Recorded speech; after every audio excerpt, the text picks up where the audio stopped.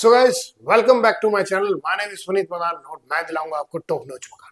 So guys आज हम बात करने जा रहे हैं अफोर्डेबल हाउसिंग के एफएक्यू की। सबसे पहले मैं आपको बताने चाहूंगा ये अफोर्डेबल हाउसिंग स्कीम होती क्या है।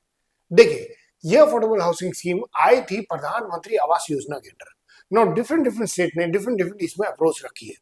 नाउ जो हरियाणा में अप्रोच है वो क्या है, वो बेसिकली है कि प्रधानमंत्री आवास योजना के तहत हम बहुत सारे लोग जिनके पास मकान नहीं है उन सबको ये मकान दिलाएंगे। नाउ इसमें सबसे पहले जो क्वेश्चन आते हैं वो रहते हैं कि भैया इसमें प्रेफरेंस क्या होती है। देखिए, इसमें रहती है आपकी 4 प्रेफरेंस। वो कौन कौन सी? सबसे पहली प्रेफरेंस वो होती है जिनका प्रधानमंत्री आवास योजना का कार्ड बन रखा है, वो भी गुड़गांव में रहते हुए, तो उनको सबसे पहले प्रेफरेंस मिलती है। फिर आती है दूसरी प्रेफरेंस कि जिसका रहता है कि प्रधानमंत्री आवास योजना में जिसका हरियाणा में कोई मकान नहीं है, उसका वहां पे कार्ड बन रखा है प्रधानमंत्री आवास योजना का, तो वो कहलाएगा आपका प्रेफरेंस 2। नो जनरली ये जो प्रेफरेंस 1 और प्रेफरेंस 2 है, इसमें ना के बराबर ही कोई लोग आता है। ओके, बहुत ही कम लोग हैं जिनका प्रधानमंत्री आवास योजना के तहत कार्ड बन रखा है। और फिर आती है आपकी प्रेफरेंस 4। मैं प्रेफरेंस 3 की बात इसलिए नहीं कर रहा हूं क्योंकि प्रेफरेंस 3 में आपको लास्ट में एक्सप्लेन करूंगा ना। प्रेफरेंस 4 क्या होती है? प्रेफरेंस 4 होती है कि भैया जिनका दिल्ली में, हरियाणा में या दिल्ली एनसीआर में या चंडीगढ़ में जिनका भी अपना कहीं लाइसेंस कॉलोनी में अगर मकान है, तो वो कहलाएगी आपकी प्रेफरेंस 4। नाउ फिर आती है आपकी प्रेफरेंस 3। नाउ जनरली जो लोग अप्लाई करते हैं वो मोस्टली अप्लाई करते हैं प्रेफरेंस 3। नाउ प्रेफरेंस 3 में क्या है? प्रेफरेंस 3 का मतलब ये है कि आपका अगर दिल्ली, हरियाणा, एनसीआर या चंडीगढ़ में आपके नाम का कोई भी मकान नहीं है लाइसेंस कॉलोनी में, तो आप बेसिकली प्रेफरेंस 3 में आप अप्लाई कर सकते हैं। नो इसमें भी एक चीज ये रहती है कि अगर मान लीजिए मेरा और मेरी वाइफ, हम दोनों में से किसी एक के नाम अगर दिल्ली एनसीआर में लाइसेंस कॉलोनी मकान में है, तो आप प्रेफरेंस 3 में नहीं आते हैं, आप अगेन प्रेफरेंस 4 में आते हैं। क्योंकि हमें यहाँ पे एक एफिडेविट देना पड़ता है, इसमें हमें लिखना पड़ता है कि me and my spouse do not have any apartment in Delhi NCR और इन लाइसेंस कॉलोनी। तो ये चीज हमें एफिडेविट में लिखनी पड़ती है। तो अगर आप ये सोच रहे हैं कि मेरी वाइफ के नाम कहीं पर दिल्ली एनसीआर में है, तो आप ये मान के चलिए आप भी प्रेफरेंस 4 में रहेंगे, प्रेफरेंस 3 में नहीं आएंगे। नाउ दूसरा इसका क्वेश्चन ये रहता है कि इसको बेसिकली हम अप्लाई कहाँ करें। नाउ ये जो हमारे अप्लाई होते हैं ये होते हैं हमारे टीसीपी हरियाणा की वेबसाइट पे। टीसीपी हरियाणा की वेबसाइट में आपको एक राइट हैंड साइड में एक कॉलम मिलेगा जहां पे आप बेसिकली अप्लाई कर पाएंगे। यहाँ पे नए नए प्रोजेक्ट आपके लॉन्च होते हैं जिसके थ्रू आप बेसिकली अप्लाई कर सकते हैं। नाउ ये सारा का सारा प्रोसेस है, ये आपका ऑनलाइन रहता है। हाँ, आपको क्या करना होता है, आपको इसमें कई डॉक्यूमेंट चाहिए होते हैं, जैसे कि आपकी आधार, जैसे कि आपका पैन, जैसे कि साथ साथ आपको एक एफिडेविट देना पड़ता है, वो भी आपको अटैच करना पड़ता है। और चौथा आपका रहता है आपकी बैंक डिटेल, कि अगर बाई चांस आपका नहीं निकलता है तो आपको बेसिकली आपको किस बैंक अकाउंट में आपको पैसे वापस चाहिए, तो वो बैंक अकाउंट की डिटेल भी मांगता है। नाउ अफोर्डेबल हाउसिंग और ईडब्ल्यूएस, आप प्लीज इसको अफोर्डेबल हाउसिंग को और ईडब्ल्यूएस को मिक्स मत करिएगा, क्योंकि ईडब्ल्यूएस के तहत जो आपको अपार्टमेंट मिलते हैं वो मिलते हैं आपके 350 स्क्वायर फीट के तहत। ठीक है, वो आपको 350 स्क्वायर फीट के अंदर मिलते हैं और वहां पे आपको बेसिक एम्यूनिटी के नाम पे कुछ भी नहीं मिलता है।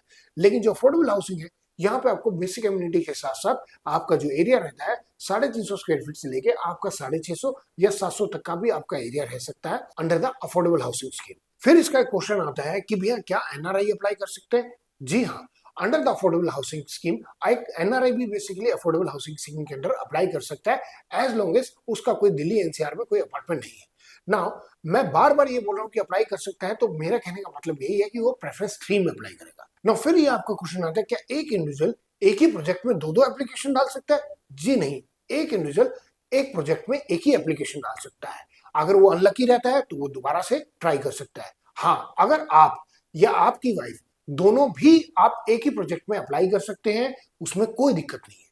नाउ उसके साथ साथ एक क्वेश्चन ये भी आता है कि भैया मेरा जो बेटा है या बेटी है वो अडल्ट है, वो 18 के अबोव है, तो आप उनके नाम का भी अप्लाई कर सकते हैं, रिगार्डलेस आपका दिल्ली एनसीआर में कहीं पे अपार्टमेंट है या नहीं है। तो अगर है तो भी आपका जो बेटा है, क्योंकि वो अडल्ट हो चुका है, ही इज नो मोर, है आपका डिपेंडेबल नहीं है, तो आप बेसिकली आपके बेटे के नाम का भी अप्लाई कर सकते हैं।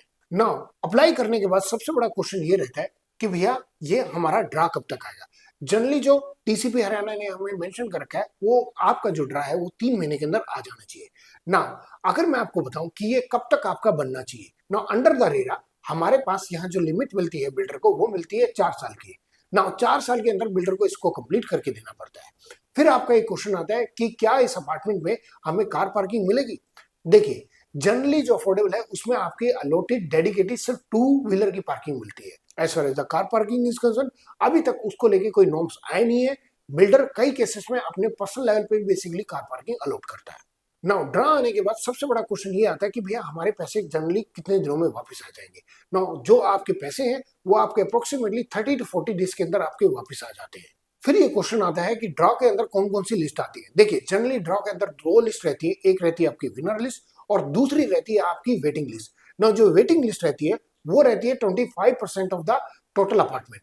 नाउ मान लीजिए किसी प्रोजेक्ट में आपके 800 अपार्टमेंट है तो 800 तो विनर रहेंगे, लेकिन उसके साथ साथ आपके जो 200 है 25% वो आपकी वेटिंग लिस्ट में भी रहते हैं।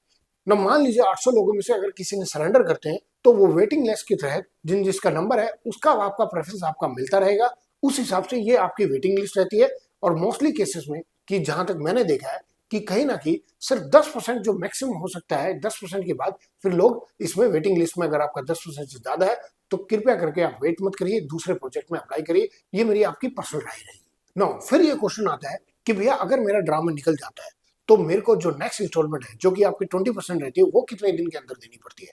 देखिए under the RERA affordable housing scheme आपको पेमेंट 15 दिन के अंदर आपको देनी पड़ती है ना। अगर आपके पास वो 20% पेमेंट नहीं है जो कि आपको 15 दिन के अंदर देनी है तो उसके लिए आप क्या कर सकते हैं, आप पहले से अपना लोन सेक्शन करवा के रख सकते हैं ताकि अगर बाई चांस अगर आप अलॉट होते हैं तो आप वो पेमेंट आप डिलीवर कर पाए ना। फिर ये क्वेश्चन आता है कि भैया मेरा निकल गया, क्या मैं इसको बेच सकता हूँ?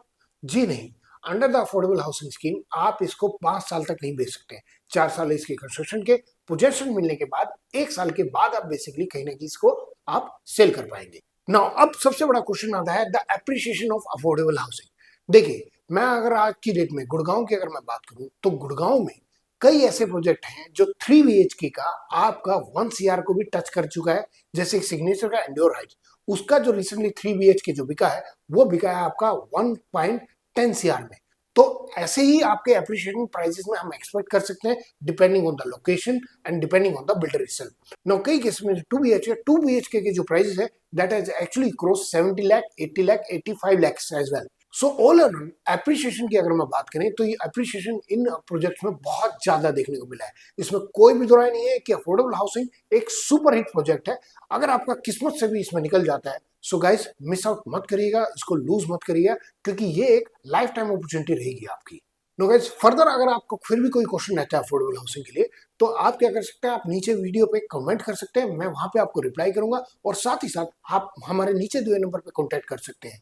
सो गाइस प्लीज चैनल को सब्सक्राइब करिए, वीडियो को लाइक करिए और जितने लोगों के साथ भी शेयर कर सकते हैं उनके साथ शेयर करिए। मेरा नाम है पुनीत मदान, मैं आपको दिलाऊंगा टॉप नॉच मकान। Thank you so much.